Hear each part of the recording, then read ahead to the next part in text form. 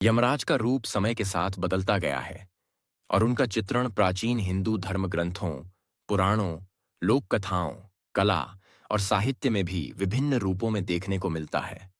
यमराज, मृत्यु के देवता, जिन्होंने जीवों के अंत और उनके कर्मों के आधार पर न्याय देने का कार्य किया, का चित्रण बदलते हुए खूबसूरत से खूंखार और भयावह रूप में हुआ। यह परिवर्तन न केवल धार्मिक दृष्टिकोण से बल्कि सांस्कृतिक, सामाजिक और मानसिक धारा के बदलावों को भी दर्शाता है। इस लेख में हम यमराज के रूप, उनके महत्व, उनके समय के साथ बदलते चित्रण और इसके पीछे के कारणों को विस्तार से समझेंगे। यमराज का ऐतिहासिक और धार्मिक महत्व। हिंदू धर्म में यमराज का बहुत महत्वपूर्ण स्थान है। वे मृत्यु के देवता हैं और यह माना जाता है कि वे पाताल लोक के शासक हैं। यमराज का नाम प्राचीन वेदों और उपनिषदों में भी आया है, जहां उन्हें मृत्यु के कर्ता के रूप में प्रस्तुत किया गया है। वे पहली बार ऋग्वेद में दिखाई देते हैं और उनके बारे में विस्तृत जानकारी महाभारत, रामायण और पुराणों में मिलती है। वेदों और उपनिषदों में यमराज, ऋग्वेद में यमराज को यम के नाम से संदर्भित किया गया है। यमराज को न्यायप्रिय और संयमी माना गया है। वे संसार की गति को नियंत्रित करने वाले देवता माने गए हैं। यमराज का कार्य मुख्य रूप से मृत्यु के समय आत्मा के कर्मों का हिसाब करना और उसे स्वर्ग या नर्क की दिशा में भेजना है। महाभारत और रामायण में यमराज। महाभारत में यमराज का उल्लेख बहुत ही गंभीर और न्यायप्रिय रूप में किया गया है। यमराज को धर्मराज भी कहा गया है, क्योंकि वे धर्म का पालन करते हैं और सभी प्राणियों को उनके कर्मों का फल देते हैं। रामायण में भी यमराज का उल्लेख होता है, जब रावण के भाई विभीषण को यमराज से धर्म की शिक्षा मिलती है। पुराणों में यमराज का विस्तार। पुराणों में यमराज का रूप और कार्य और भी विस्तृत रूप में बताया गया है। विशेष रूप से भागवतम पुराण और विष्णु पुराण में यमराज की भूमिका को स्पष्ट रूप से चित्रित किया गया है। वे मृत्यु के देवता होने के साथ साथ धर्मराज भी माने जाते हैं और उनका कार्य प्राणियों के कर्मों का लेखा जोखा रखना है। यमराज के पास एक यमदूत भी होता है, जो प्राणियों की आत्मा को उनके कर्मों के अनुसार यमलोक ले जाता है। यमराज का रूप और उसकी छवि का विकास। यमराज की छवि समय के साथ बदलती रही है।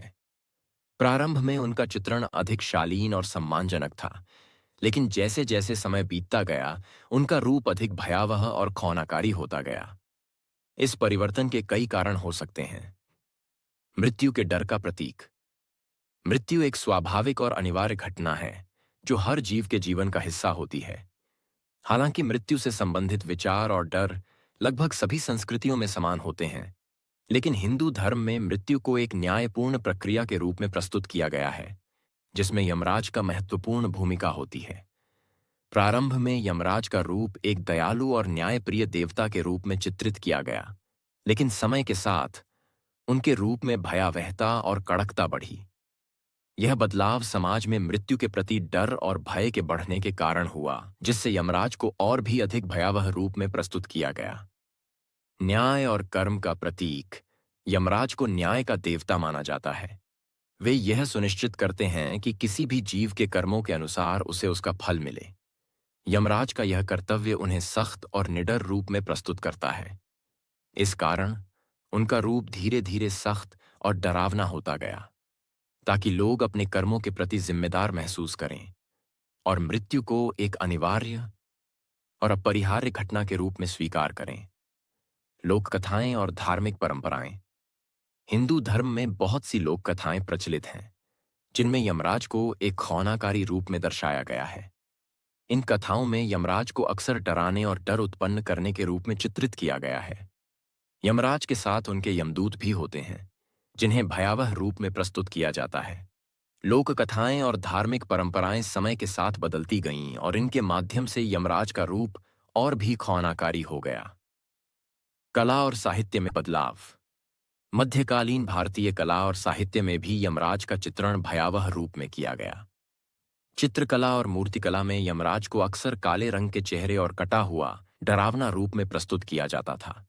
वे अपनी शक्तियों के प्रतीक के रूप में एक भयानक रूप में दिखाए गए, ताकि लोग अपने कर्मों के प्रति अधिक सजग रहें और मृत्यु के समय उन्हें किसी प्रकार का भय न हो। संस्कृतियों के प्रभाव। भारत में विभिन्न संस्कृतियों और धार्मिक धाराओं का प्रभाव भी यमराज के चित्रण पर पड़ा। बौद्ध धर्म और जैन धर्म के प्रभाव से भी यमराज के रूप में बदलाव आया। बौद्ध धर्म में, विशेष रूप से महायान बौद्ध धर्म में, यमराज को अधिक नकारात्मक और सख्त रूप में देखा गया। जैन धर्म में यमराज को अधिक शांत और निष्कलंक रूप में प्रस्तुत किया गया है। यमराज का रूप और उनका समाज पर प्रभाव। यमराज का रूप और उनका चित्रण समाज पर गहरे प्रभाव डालता है। जब यमराज को एक खौनाकारी और डरावने रूप में प्रस्तुत किया जाता है, तो यह समाज में मृत्यु और उसके बाद के जीवन को लेकर एक प्रकार की चेतावनी का काम करता है। लोग यह समझते हैं कि मृत्यु का समय निश्चित होता है और उनके कर्मों का फल उन्हें निश्चित रूप से मिलेगा। यमराज का खौनाकारी रूप इस बात को दर्शाता है कि मृत्यु से कोई बच नहीं सकता और हर व्यक्ति को उसके कर्मों के अनुसार फल मिलेगा। धार्मिक आस्था और भय। यमराज का डर लोगों में धार्मिक आस्था को बढ़ाने में मदद करता है। जब लोग यमराज को एक खौनाकारी रूप में देखते हैं, तो वे अपने कर्मों को सुधारने और धार्मिक आस्थाओं का पालन करने के प्रति अधिक जागरूक हो जाते हैं।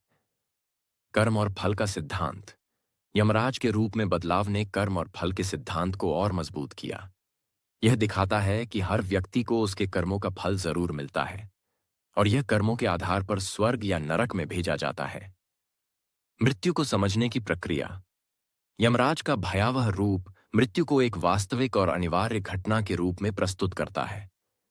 यह लोगों को मृत्यु से जुड़े वास्तविकता और उसकी अनिवार्यता को समझने में मदद करता है। निष्कर्ष। यमराज का रूप समय के साथ बदलते हुए खूबसूरत से खूंखार हुआ है। यह परिवर्तन धार्मिक, सांस्कृतिक और मानसिक बदलावों का परिणाम है, जो समाज में मृत्यु, कर्म और न्याय के बारे में विचारधाराओं के बदलाव को दर्शाता है। यमराज का भयावह रूप मृत्यु के प्रति डर और सम्मान पैदा करता है और यह दर्शाता है कि हर व्यक्ति को उसके कर्मों का फल निश्चित रूप से मिलेगा।